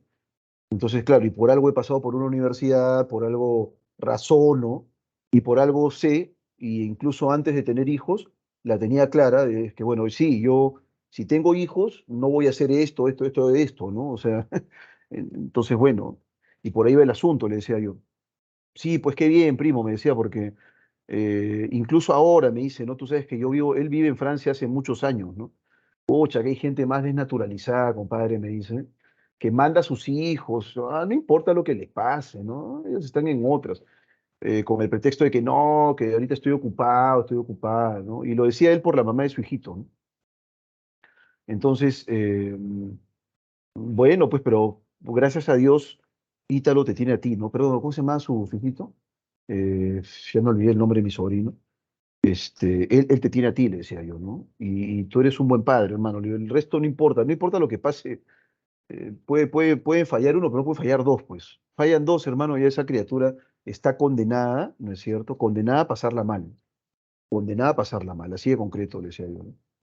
Entonces, bueno, me ha tocado este texto, ¿ah? Me ha tocado porque sí creo, en realidad, que hay un grado de compromiso sublime, ¿no es cierto?, para con nuestros hijos. Efectivamente, volviendo a Marilyn Manson, creo que las criaturas deben ser escuchadas, ¿ok? Y por alguna extraña razón, algunas personas se ponen anteojeras y simplemente no quieren verlo, pues, ¿ok? No quieren verlo. Y eso está muy mal, pues. Y después nos preguntamos, ¿por qué pasa esto? ¿Pero por qué? ¿Pero por qué? porque lo has hecho mal, pues, así de concreto. Y lo peor es que no has sido lo suficientemente suspicaz como para darte cuenta del problema, ¿no es cierto? No has sido lo suficientemente suspicaz. ¿Mm? Bueno, y ya que por aquí me dijo mi estimado Cachimbo, rational argument es un argumento racional. That's right. ¿Cómo no? Y ahora vamos, ¿no es cierto? Vamos ahora con el siguiente textito, ¿cierto? Eh, Dice así. Whoever undertakes, quien se compromete, ¿no es cierto? Quien se compromete. La palabra undertake, ¿no es cierto? Es emprender, ¿ok? Puede ser eso, ¿no? Quien emprenda o quien se emprenda. Quien se compromete está bien. To seek, que es buscar, a buscar, and spread y difundir, that through, la verdad, assumes a philosophical commitment, ¿no es cierto? Asume un compromiso filosófico. De nuevo, whoever undertakes, quien se comprometa, to seek, a buscar, and spread y difundir, that through, la verdad, assumes a philosophical commitment, asume un compromiso filosófico. ¿Ok? Let us remember, ¿no? Let us remember. Recordemos that que Aristóteles, Aristotle, Spinoza, Kant, Russell, and other philosophers y otros filósofos, ¿cierto? Are yet to tell the truth. Are yet, instaban, o sea, impulsaban, to tell, a decir, the truth, la verdad. ¿Ok? Entonces, voy a hacer una traducción velocísima. Dice aquí, quien emprenda, ¿no? Quien se comprometa, estamos de acuerdo, a buscar y difundir la verdad, asume un compromiso filosófico, ¿cierto? Recordemos a Aristóteles, Spinoza, Kant, Russell y otros filósofos, quienes surgían, ¿no es cierto?, quienes demandaban decir la verdad. ¿Cuál sería, maestros cachimbos, ¿cierto?, la clave en esta pregunta? Axiological argument, causal argument, rational argument, factual argument, argument from authority.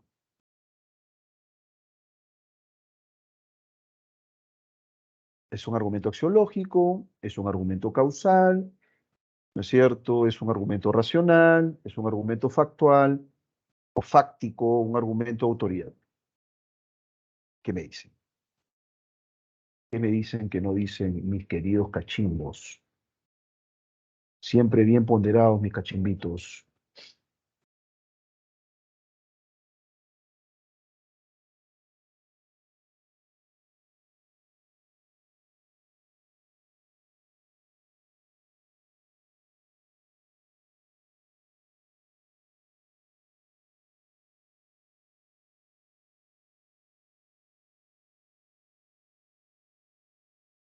A ver, jóvenes, que me dicen que no dicen, Profesor, argumento de autoridad. es un argumento de autoridad, efectivamente. Muy bien, maestros. ¿Cómo no? ¿Cómo no? Muy bien. Sí, efectivamente. Aquí mis estimados cachimbitos la tienen clara, ¿ok? Es un argumento de autoridad, es correcto. ¿Sí? Y bueno, eso es todo lo que se tenía que ver por aquí. Y ahora sí vamos con, voy a dejar de compartir en principio. ¿Sí? Thank you so much. Y ahora vamos con la separata. ¿Ok? Vamos con la separata esta semana, queridos cachimbos. Ahí lo tenemos, ¿cierto? Ahora vamos a ver si aquí pueden ustedes develar si se trata de un texto argumentativo o no. ¿Ok? Vamos a ponerle 115, muy grandote este. Listo. Ahí está. ¿No es cierto? Ya. Dice lo siguiente aquí. Es necesario reducir la producción y el uso de plástico en la vida diaria. Esa es la idea principal, ¿no? Ojo. Es como si nos estuviera brindando pues una recomendación, ¿no? Se necesita reducir la producción y el uso de plástico en la vida diaria. Ha quedado suficientemente demostrado que el pescado y los mariscos que se degustan en la mesa no son inmunes a la omnipresencia de plástico. Lo que quiero entender por esto es que efectivamente los pescados y mariscos están siendo contaminados de plástico. Dice aquí, cada año, entre 5 y 13 millones de toneladas de plástico llegan a los mares desde el litoral. El sol, el viento, el oleaje y el calor descomponen ese material en pedazos más pequeños que el plancton, los bivalvos, los peces y hasta las ballenas confunden con comida. Ojo con esto, ¿eh? Entonces, entre 5 y 13 millones, me quiero morir, de toneladas de plástico. Profesor, ¿es un texto argumentativo? Es un texto argumentativo. Muy bien, maestro. Ya ni siquiera tendría, ¿no?, que terminar. Es efectivamente un texto argumentativo porque aquí la posición del autor es, oye, reduzcamos la producción y el uso de plástico en la vida diaria. Y uno dice, ¿por qué? Bueno, porque daña a las especies animales que te comes. ¿Estamos de acuerdo? Y acá dice claramente, ¿no? A los efectos mecánicos, con el estómago lleno, dice aquí, de plástico, algunas especies dejan de alimentarse y mueren. A los efectos mecánicos de los microplásticos se suma su impacto químico, porque los contaminantes que son arrastrados desde la Tierra, esto es un texto argumentativo. Es un texto argumentativo. Y entonces, el texto en rigor es argumentativo, la intención predominante es persuadir, ¿no es cierto? Algunas tradiciones celtas, dice aquí, algunas tradiciones celtas se transformaron y dieron origen a festividades actuales como el Halloween. En muchos aspectos, bebe del que fue uno de los festivales celtas más importantes, el Samhain.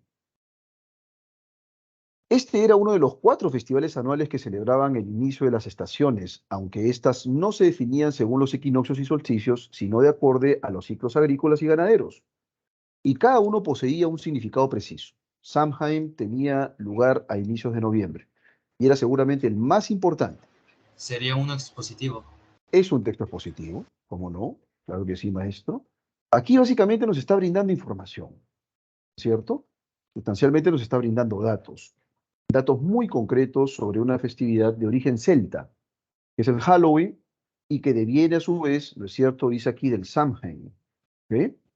Entonces, efectivamente, es un texto expositivo. Informa acerca de esta festividad celta, que es el antecedente directo de lo que conocemos ahora como Halloween. ¿Ok? Seguimos. Seguimos, maestros. A ver, vamos a ver por aquí. Adiós, texto B. Texto C. Los programas sociales implementados por el gobierno son insuficientes para abatir la pobreza por varias razones. La primera es porque la fuente más importante de ingreso es la que proviene del trabajo. Cuando en el país aumenta la generación de empleo, los salarios y los ingresos laborales, las familias gozan, de mayor bienestar y eso reduce los niveles de pobreza. Cuando la economía va mal, ¿no es cierto? Cuando la economía va mal,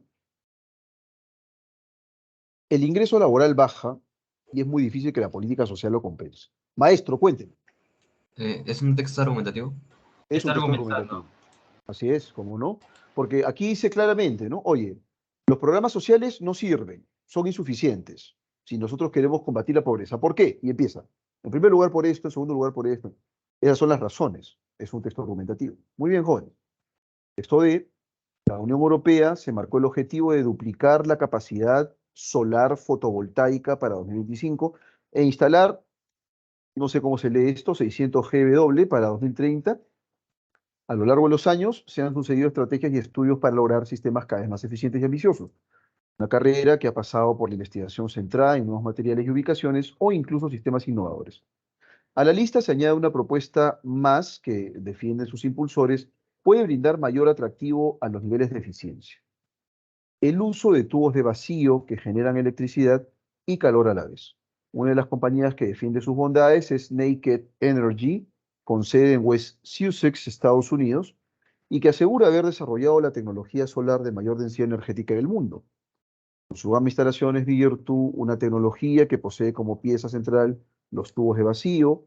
Gracias a ella, anota la empresa, puede combinarse la energía solar fotovoltaica y la energía solar térmica hasta 80 grados centígrados para generar electricidad y calor con una única instalación.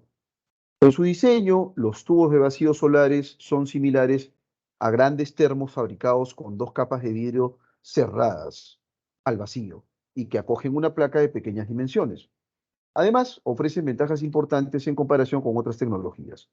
Ataja las pérdidas térmicas, su diseño está pensado para maximizar la producción de energía con diferentes ángulos de inclinación y supone bajos costes de instalación.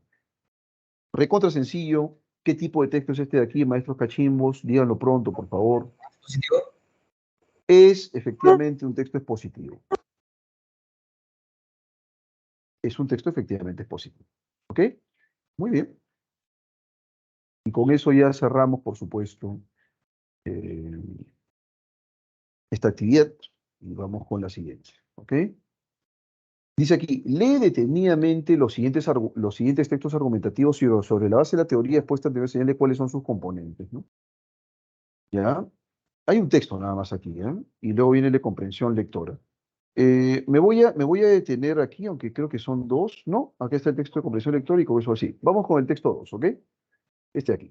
El otro ya para casa, para que ustedes puedan ver la controversia, ¿no es cierto? El aspecto controversial y tal, que son los componentes del texto argumentativo, ¿no? La controversia es la pregunta siempre, un interrogante que por supuesto el argumentador va a resolver, ¿ok? Va a resolver.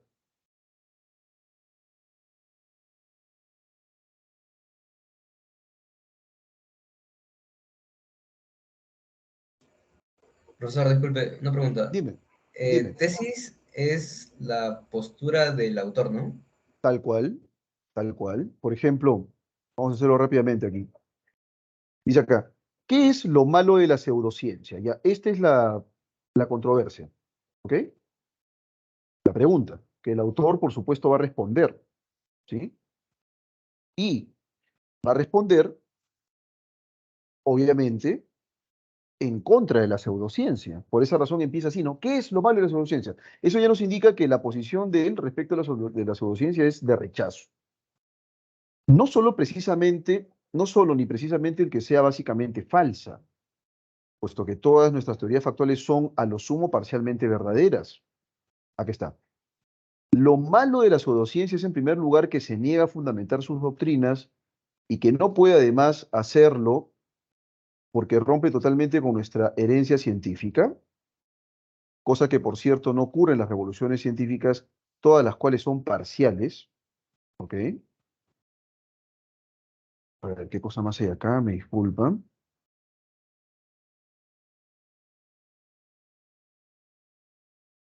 En segundo lugar, la pseudociencia, vamos a ver, quiero ver si hay alguna... Sí,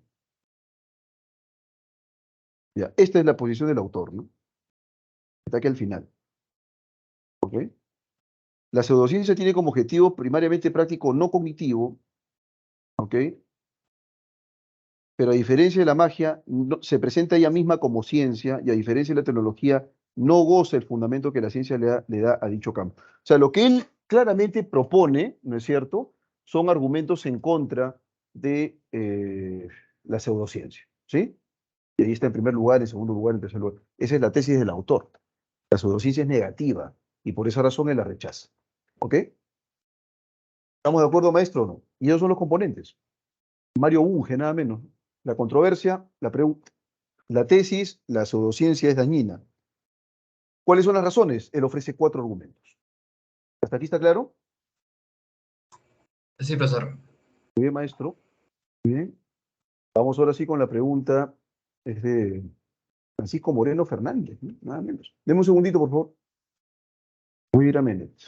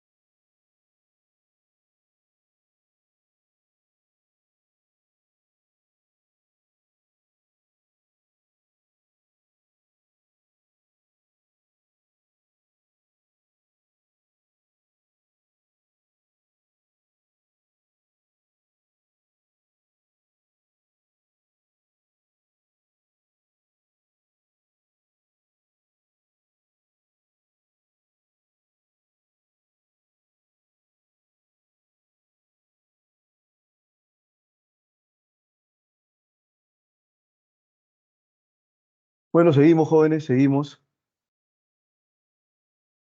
Seguimos con el texto expositivo. No, texto argumentativo. Dice acá, la variación tiene pues un hábitat natural de en la producción lingüística, ¿no? Y en su replicación. Pero también, pues, ¿a qué se refiere con variación, profesor? Se refiere a los cambios lingüísticos, a eso se refiere. ¿No? Me parece que han empezado mal el texto. Se refiere a los cambios lingüísticos, ¿no? Por ejemplo, el hecho de que aquí en Perú se diga pollo y allí en Argentina se diga pollo. Esa es una variación, ¿no?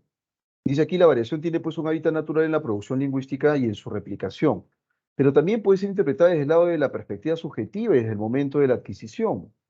Y es que la percepción tiene un papel decisivo en la adquisición de la variación, dado que la capacidad de reproducción o replicación depende de la puesta en funcionamiento de un mecanismo selectivo de percepción que enfoca unos elementos mientras desenfoca otros. Es muy sencillo esto de entender, ¿no es cierto? Lo que aquí el autor está tratando de decir es que los cambios lingüísticos que uno puede percibir, ¿no es cierto?, están altamente motivados por la percepción, por cómo nosotros percibimos. Y esta percepción, dice aquí, es fundamental en el periodo de adquisición de una variación cualquiera. ¿Ok? Entonces, hay un mecanismo selectivo que permite percibir ciertos datos lingüísticos, aprenderlos, ¿no es cierto? Selecciona algunos y rechaza otros, desecha otros, ¿ok? Que enfoca unos elementos mientras desenfoca otros, dice aquí. La percepción subjetiva en situaciones sociolingüísticas estables, cuando se ha producido la aprehensión del sistema lingüístico específico del contexto familiar, tiende a debilitarse. Ahora bien, cuando las situaciones son menos estables o cuando surgen hechos infrecuentes, la percepción pone en marcha un proceso de abstracción selectiva, ¿sí?, que puede conducir a una posterior reorganización del vernáculo. Los nuevos elementos percibidos pueden provocar reinterpretaciones sociales que el individuo desarrolla sobre el sistema de variación recibido de sus mayores. Asimismo, la percepción implica una actividad memorística y selectiva, que depende en gran medida de las frecuencias de los elementos percibidos. Una vez completado el proceso adquisitivo de la lengua, la percepción dejará de ser funcional como recurso cognoscitivo y solo se reactivará en los procesos posteriores de aprendizaje sistematizado de la escuela. Completado el periodo óptimo de percepción, se establece una rutina comunicativa en el plano de la producción, en la que el papel de la percepción se reduce al máximo en las funciones comunicativas cotidianas, hasta que de nuevo se presenten circunstancias que alteren la estabilidad sociolingüística como ocurre en los contextos migratorios, es decir, en el proceso de migración, ¿no es cierto? Y por supuesto hay varios contextos en los cuales esto ocurre, ¿no? De pronto tú nunca has escuchado a tu hijo decir P, porque en tu casa se utiliza mucho el pues, ¿no es cierto? ¿Y de dónde ha aprendido esto? ¿No es cierto? Y es porque la criatura, por supuesto, eh,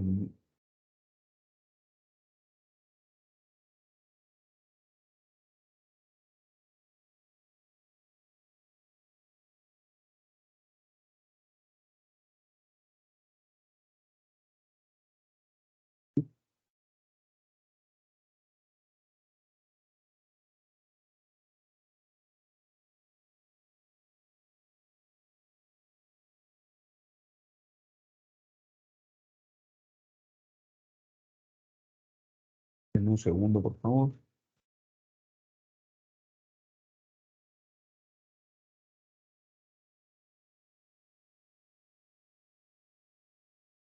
Seguimos. Entonces, nuevo, aquí básicamente se trata pues de la variación, ¿no? Cómo nosotros mismos vamos cambiando nuestro repertorio. No sé si habrán visto ustedes, a mí me parece eso muy simpático, ¿no? Pero esto tiene una explicación a propósito de lo que señala aquí Moreno Fernández, ¿no? Eh, Hace más o menos una semana me voy a comer a una tienda de chicharrones que queda por acá cerca de mi casa. eh, y entonces voy con mi hijo, con mi mamá y tal. Entonces estamos comiendo y bueno, pido un Uber, ¿no? Entonces ya pido el Uber, viene el Uber, tal, se sube mi mamá y tal. Y el taxista lenguaraz empieza a conversar con nosotros. Y bueno, la performance era la performance de un argentino, ¿no es cierto? Sí, vos sabés, ¿no es cierto? Voy a laburar, qué sé yo. Y el pata estaba ahí en lo suyo, ¿no? Y entonces mi mamá, curiosa ella, le preguntó, ¿y tú de qué parte de Argentina eres? Yo soy peruano, decía. Pero él señaló que tenía 20 años en Argentina, ¿no? Y por esa razón hablaba pues como argentino, ¿no es cierto? Era una cosa simpática, pero que, no me, pero que me llamó mucho la atención, ¿no? Yo decía, pero acá cuando viene un español, el español no deja de hablar como español, por más que tenga 50 años aquí en Perú, ¿no es cierto? ¿Qué es lo que hace que una persona cambie tan rápidamente o progresivamente, ¿no es cierto?, su performance. ¿Qué es lo que pasa ahí? O sea, tú le escuchas a Osvaldo Catone, quiero, no, Osvaldo Catone ya murió, pero Osvaldo Catone, ¿no es cierto?, argentino él, no cambió su dejo argentino en absoluto, ¿no es cierto? Y tiene que ver con esto, con este periodo de percepción, dice aquí, ¿no? La percepción va generando variaciones, va generando cambios, ¿ok? Pues dice que aquí hay una rutina comunicativa al momento de hablar, ¿no es cierto? Y la percepción va reduciéndose. Estamos de acuerdo en las actividades cotidianas una vez que ya se asentó el patrón, ¿no? De pronto ya se asentó en ti el show, ¿no es cierto? Pollo, qué sé yo. Y vos sabés, qué sé yo, ¿no? Entonces se va asentando esto y la percepción va un poco atenuándose y entonces va apareciendo eh, más bien, o antes bien, el, digamos, el patrón ya en la producción, o sea, al momento de hablar, ¿sí? El tema central del texto, ¿cuál es? Vamos a develar las claves, maestros cachimbos. Vamos a determinar aquí cuál sería la clave correcta, ¿no es cierto? Me parece que con la explicación que les he dado es suficiente, ¿eh? Me parece, digo yo, pero ya ustedes me dirán cuál sería la clave entonces en la número uno, ¿no?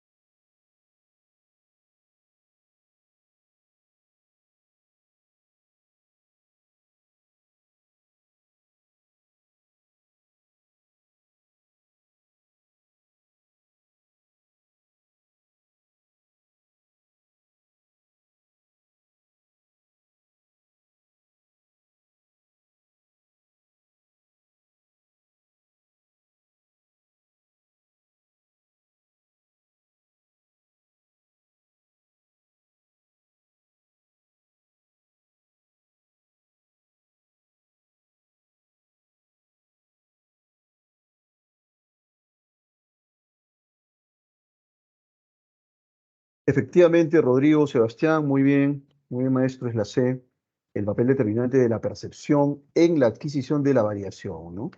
Van cambiando los sonidos, van cambiando las palabras, de pronto ya no dices trabajar, sino laburar, bueno, ¿y eso cómo es que se instala, no? Lo primero es que hay un papel activo de carácter perceptual, percibimos, estamos muy atentos. Y luego ya esto se va atenuando cuando ya se instaló ese patrón, ¿no? No utilizabas laburar, sino trabajar, ¿ok? Pero de pronto ya se instaló laburar. Y entonces, una vez que ya se instaló, empieza a predominar en la producción ese patrón. Luego dice aquí enfoque. Vamos a buscar la palabreja por acá. ¿Ok?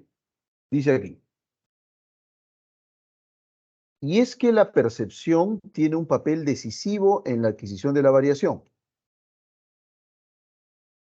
dado que la capacidad de reproducción o replicación depende de la puesta en funcionamiento de un mecanismo selectivo de percepción que enfoca unos elementos mientras desenfoca otros.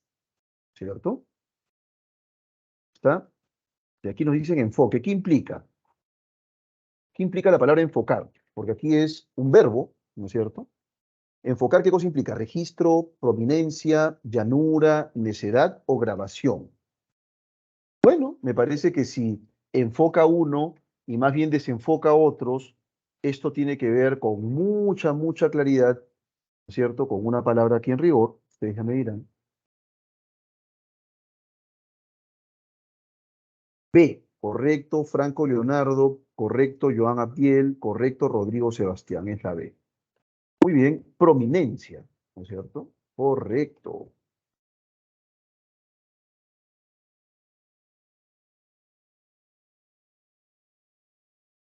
¿Está? Respecto a la percepción subjetiva, es incompatible afirmar que la percepción subjetiva nos piden lo que es falso. ¿Ok? Recontra sencillo.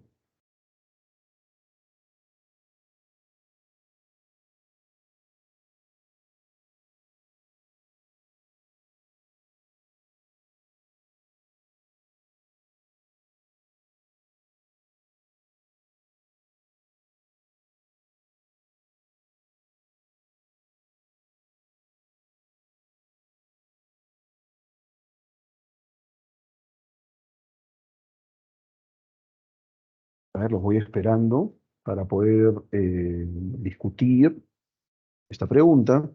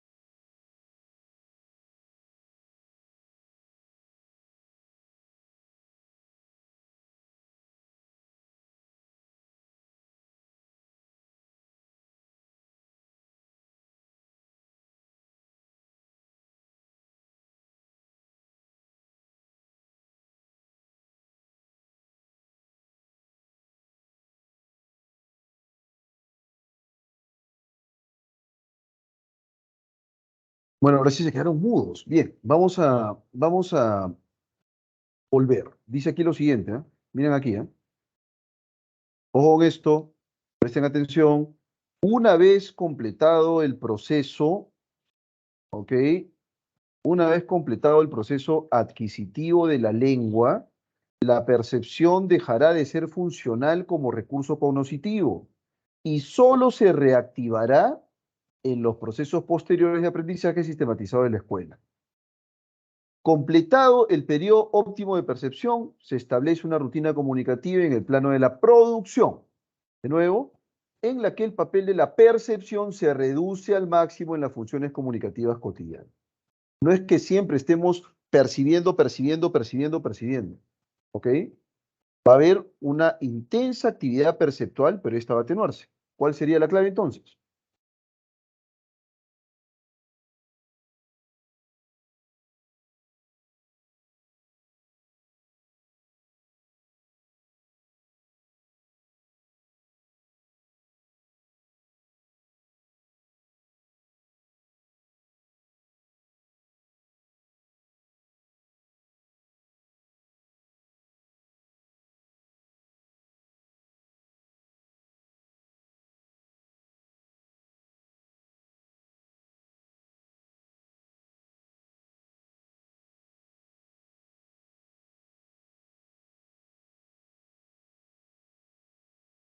La A.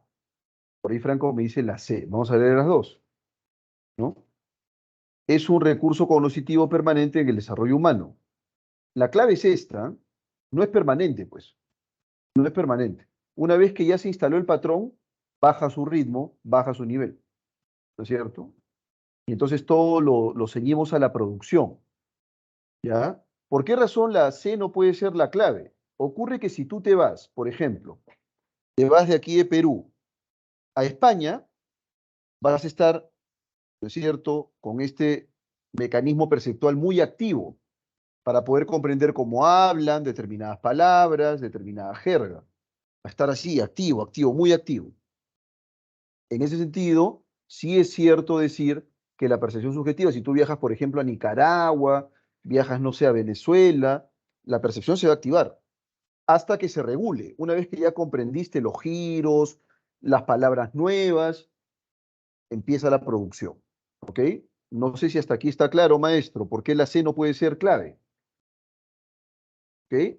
Franco, ¿estamos de acuerdo aquí o no?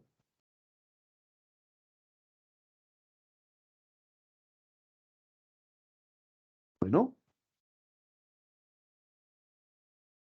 vamos a continuar. Pregunta número 4. Sobre la actividad selectiva de la percepción. No es que estemos percibiéndolo todo al mismo nivel, siempre va a haber parcelas que nos van a interesar más, ¿no es cierto? Va a haber parcelas que nos van a interesar más, y ahí es que nos enfocamos, ¿ok? Sobre la actividad de la selectiva, sobre la actividad, sí, pues es especialmente selectiva de la percepción, ¿no es cierto? Se puede afirmar que, ¿cuál sería la clave aquí?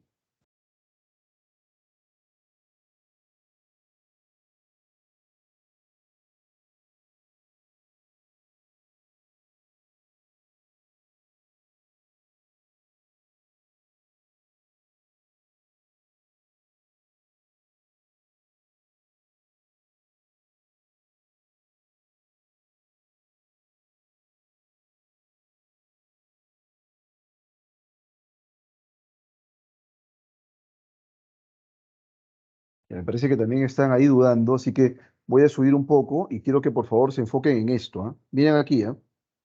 Miren aquí. Eh, listo, aquí está. Miren aquí, la percepción implica una actividad memorística y selectiva, que depende, ojo con esto, en gran medida de las frecuencias de los elementos percibidos. Es decir, qué tan frecuente son los elementos que nosotros percibimos. Ahí es donde nosotros nos vamos a detener. Si esa palabra se utiliza poco, nos vamos a enfocar en aquellas palabras cuya frecuencia es bastante alta. ¿Ok? Entonces, ¿cuál sería la clave? Se puede inferir que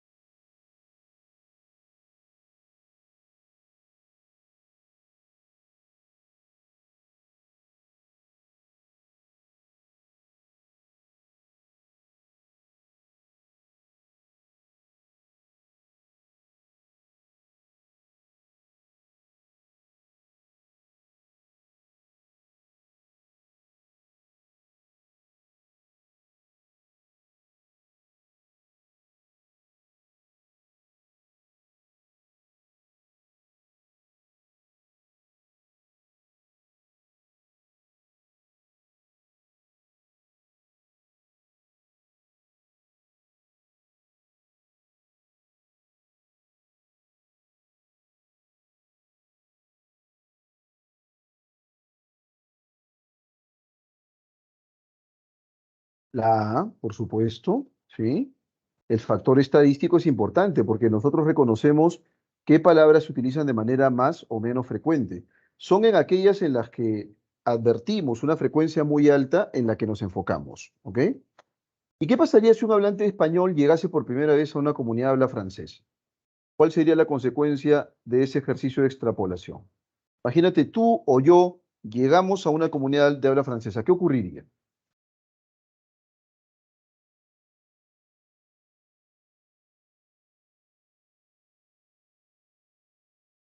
Muy bien. Muy bien. La percepción lingüística de ese hablante empezaría a tener un rol activo. Claro que sí. La clave correcta sería la alternativa C. Coge tú. Muy bien. Dicho esto, jóvenes cachimbitos, vamos a pasar. Aquí tenemos una serie de datos. Es altamente probable que volvamos aquí y resolvamos un par de textos. ¿Ok? Pero luego nos vamos a enfocar aquí en el texto 1 de inglés, ¿ya? Ya son, me parece, sí es la C, estimado Rodrigo, efectivamente, alternativa C. Eh, ¿Por qué razón? Si tú viajas, por ejemplo, a una comunidad de otra lengua, una comunidad lingüística diferente, se me ocurre ahorita, viajas a Rusia, entonces lo que vas a intentar hacer es percibir todo lo que puedas, ¿no? Va a ser bastante complicado, por supuesto, ¿no?